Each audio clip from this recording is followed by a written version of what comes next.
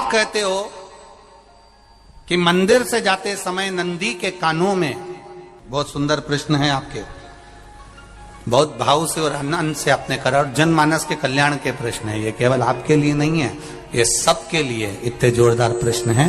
जो गलती भी करते होंगे तो इसको सुधार सकते।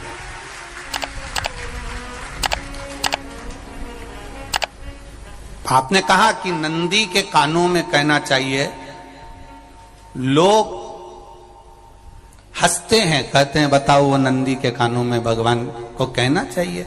वैसे तो हम आपको एक बात बता दें कि दुनिया के लोग किसी दूसरे धर्म की कभी हंसी नहीं उड़ाते।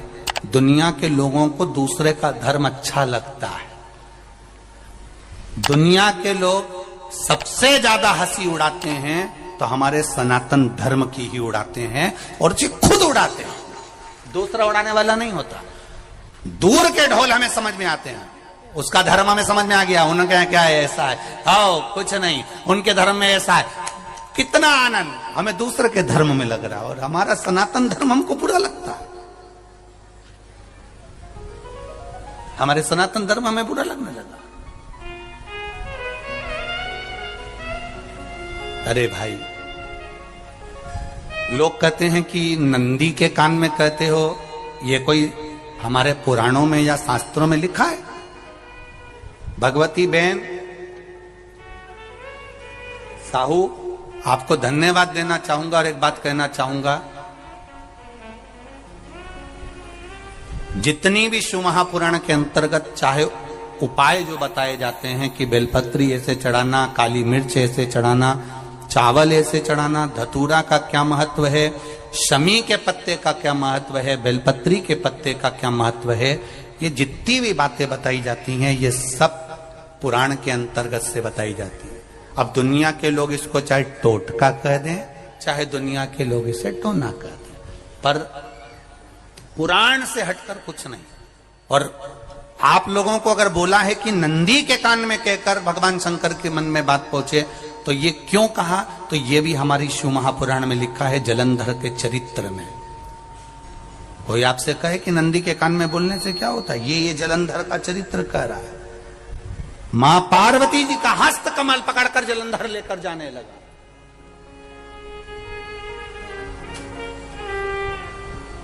वृंदा का पति लेकर जा रहा। वृंदा तो भगवान की भक्ति में लीन रहती थी, उसको तो जलंधर को सबसे ज्यादा तकलीफ थी नारायण से, पर शिव के पास आ गया, क्योंकि ईर्षा प्रवृत्ति, अभी कथा में कहा, कोई कोई ऐसा होता है जिसको तुमसे बेर नहीं होता तो भी अंदर से ईर्षा जाग जाती है। कोई कोई ऐसा होगा जिसको अंदर से ईर्षा जागती है, अपने आप अंदर से ईर्षा जागती है, उसका कोई बेर नहीं, और ईर्षा जाग भीतर से ईर्षा जाग। ना आप उससे मिले हो, ना कभी वो आप उसके सामने बैठे हो। कई लोग किसी ना किसी की बुराई करते हैं तो हम लोग पूछ भी लेते हैं, क्यों साहब उनसे मिलकर आए हो क्या तुम? कभी नहीं मिल किया है, कभी उनका सामना हुआ नहीं हुआ, तो फिर बुराई क्यों कर रहा? एक ने कर दी थी इसलिए हमारे ध्यान में था तो हमने भी कर दी। लो,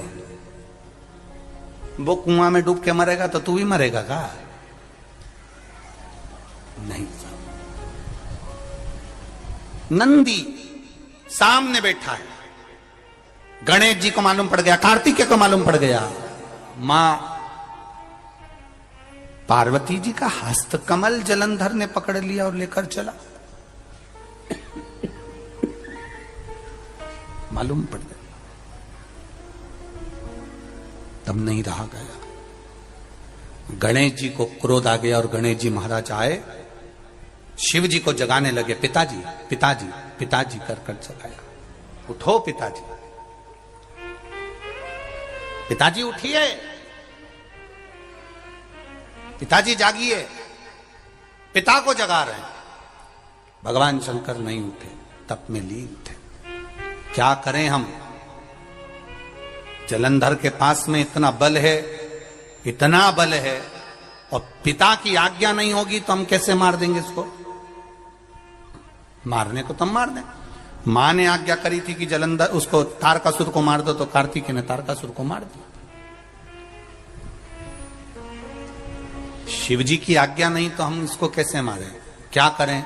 सब कुछ गणेश जी ने देख लिया, शंकर जी के ऊपर बहुत बहुत बहुत बहुत प्रार्थना कर कर देख ली, पर शंकर जी नहीं जागे। तब आखिरी में विनायक ने, गणेश ने, जितने लोग आस्था चैनल पर कथा सुन रहे हैं, जितने लोग फेसबुक यूट्यूब पर कथा सुन रहे हैं, इस बात को याद रखना कि नंदी के कान में कहने से क्या होता है वो ये इस कथा से सीख लेना। आखिरी में गणेश जी को लगा किसको कहूं, शंकर जी भी तप में है, नंदी भी तप में है, मैं किसको कहूं? शिव जी को कह के कर थक गया, पिताजी को बोल बोल कर थक गया, पिताजी जागते नहीं। अब मैं किसको कहूं ये बात, किससे कहूं?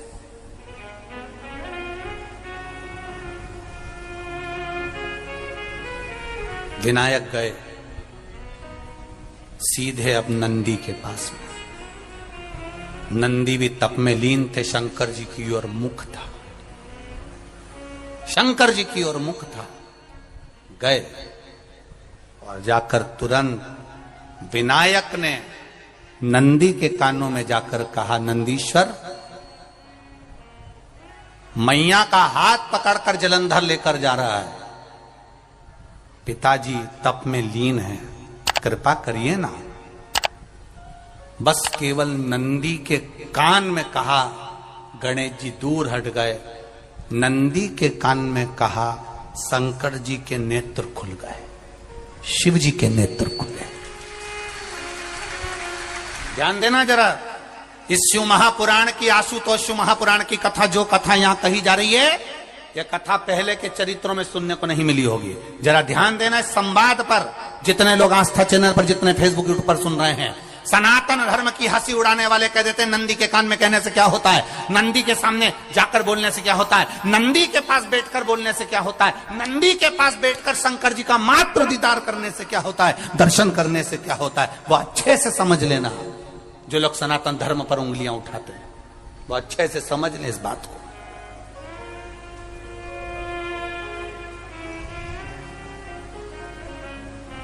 क्या होता है, नंदी तप में लीन, शिवजी तप में लीन, शिव नहीं उठ रहे। विनायक ने नंदी के कानों में जाकर कह दिया, नंदी के कान में जाकर कहा, नंदी के नेत्र नहीं खुले।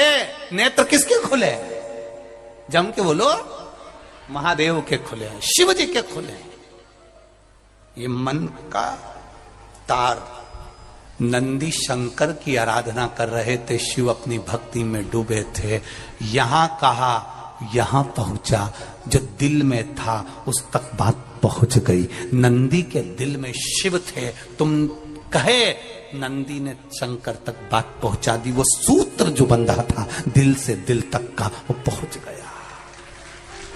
वो सूत्र जो दिल से दिल तक बंधा हुआ था, मन से बंधा हुआ था, खबर वहां तक पहुंच गई, खबर पहुंच गई। उसको जानो, लुटाइए, ये मौका मिला है आनंद का, दिल से प्रेम लुटाओ।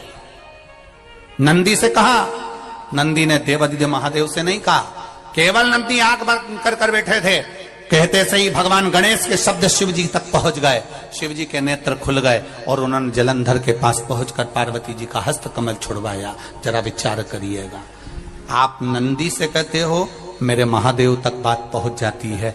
आपको केवल नंदी से प्रेम से कहना है, नंदीश्वर मेरे बाबा, ए मेरे बाबा, आप रोज शिव जी को लेकर भ्रमण पर निकलते हो, मुझे बहुत दुख है, आप मेरे दुख को मिटाने के लिए मेरे दरवाजे पर क्यों नहीं आते?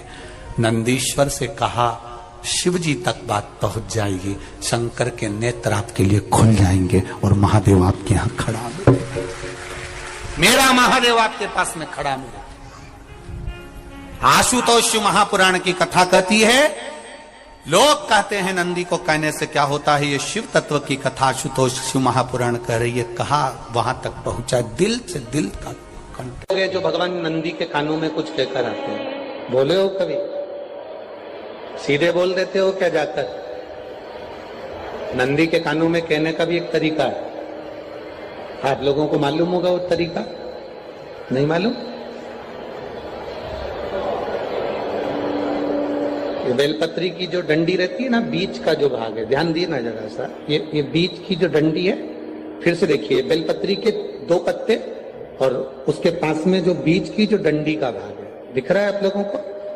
ये 2 डंडी, ये बीच की 2 पत्ती और उसके बीच में जो 2 डंडी का भाग होता है।